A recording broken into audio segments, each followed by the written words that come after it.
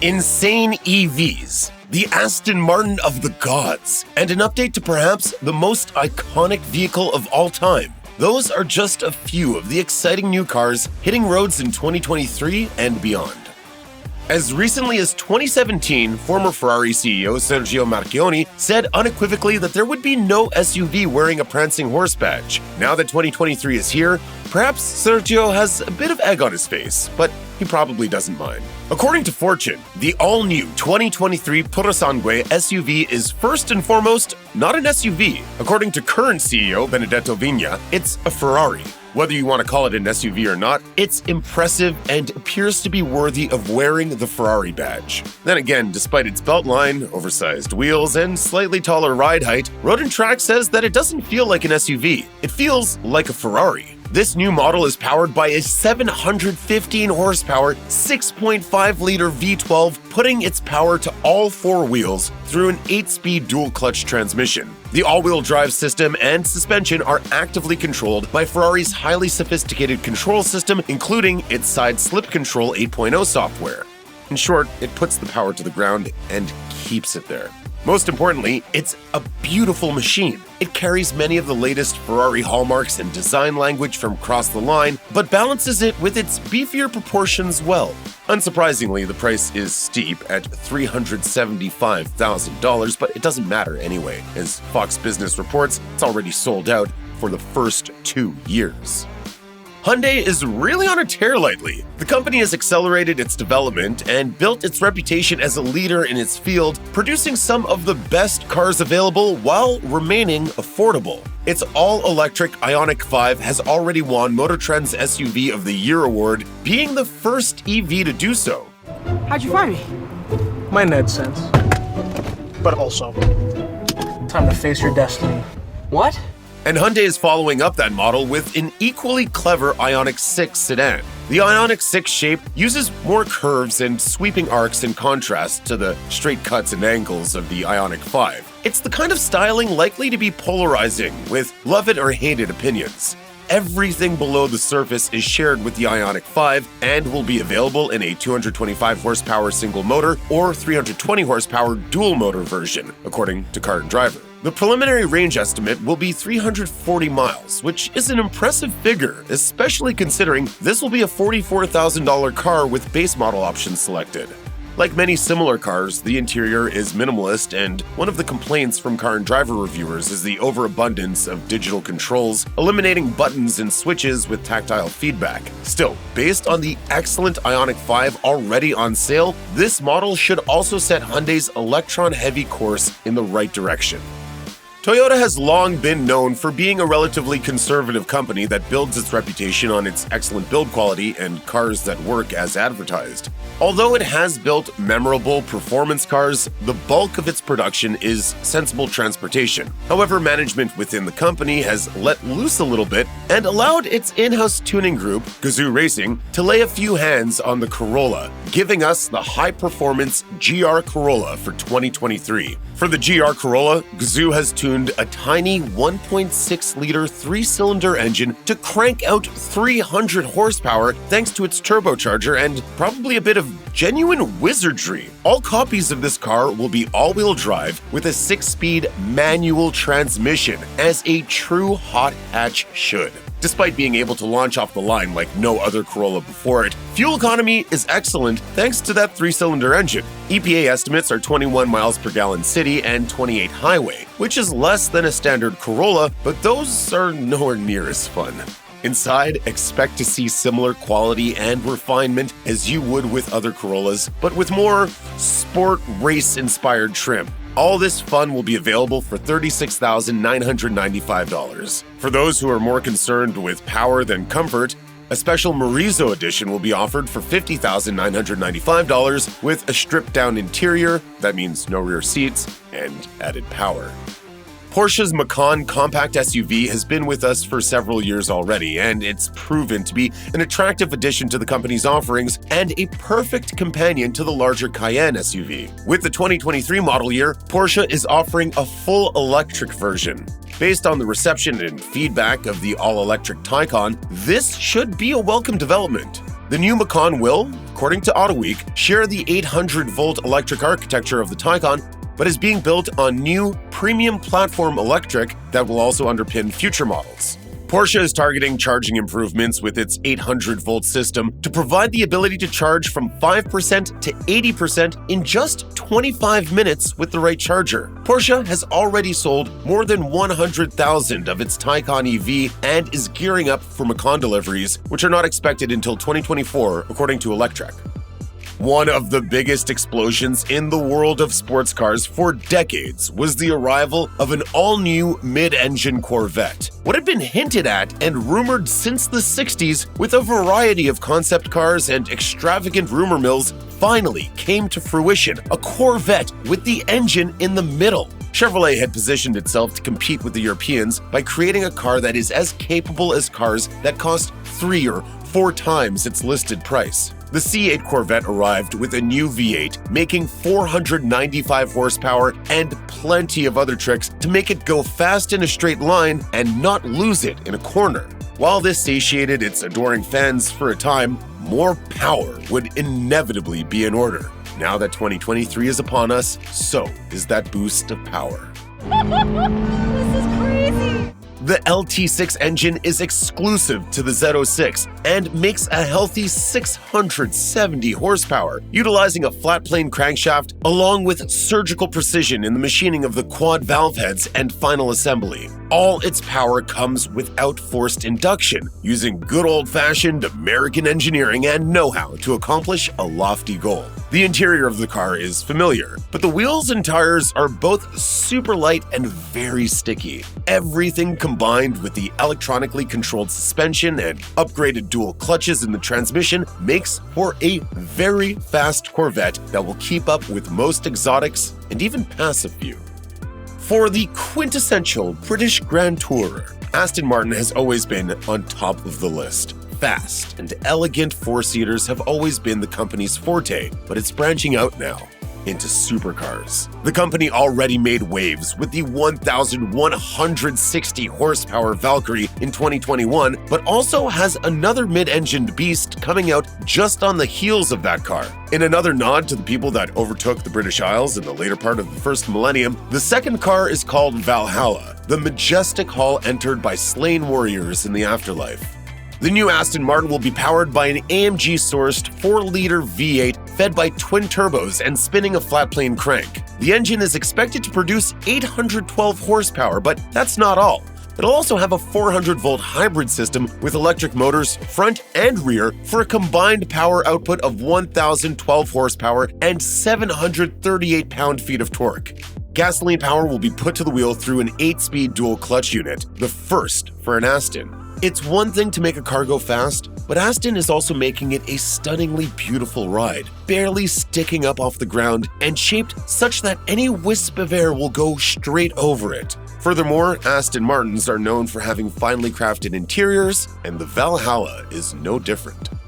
The Hornet nameplate has a long history, beginning with the fabulous Hudson Hornet that dominated NASCAR for a time and then starred in the animated classic Cars. The new Hornet will be Dodge's new compact crossover, available with a plug-in hybrid electric version featuring a 1.3-liter turbocharged 4-cylinder engine paired with a 90-kilowatt motor on the rear axle. The GT trim comes with a larger turbocharged 4-cylinder, making up to 268 horsepower, coupled to a 9-speed automatic transmission and all-wheel drive. This new vehicle is an attractive adaptation of the Alpha platform, which should also offer a more affordable drive, as Chrysler claims the Hornet GT will be one of the fastest and most powerful SUVs under $30,000. It'll be a welcome addition to the Dodge lineup, which only offers 2 cars and the Durango at the moment. And in these hours, we welcome our newest brothers to the first family of muscle. For nearly 6 decades, Ford Mustangs have been a part of American highways. While new models of many cars to be excited about are already coming over the horizon, for some, the new Mustang is the main event. The 2005 redesign of the car showed what Ford could do with the Mustang while looking to its past models to guide its design. But now, Ford is taking its pony car into the future. The upcoming 2024 Mustang is sleek and aggressive, yet familiar. While the Mustang has shed its retro inspiration, nods to past generations are still ever present, from its triple LED sequential turn signals to its row of buttons in the dash that mimics an old AM radio. The new car will be powered, according to Jalopnik, by an EcoBoost 4-cylinder making 315 horsepower and an almost unbelievable 350 pound-feet of torque. But the real money is on the GT model, with the Coyote V8 making an astonishing 486 horsepower. These are Mustang performance numbers seen only on the drag strip not so long ago. And there's also the Dark Horse edition, with a total power output of 500 horsepower.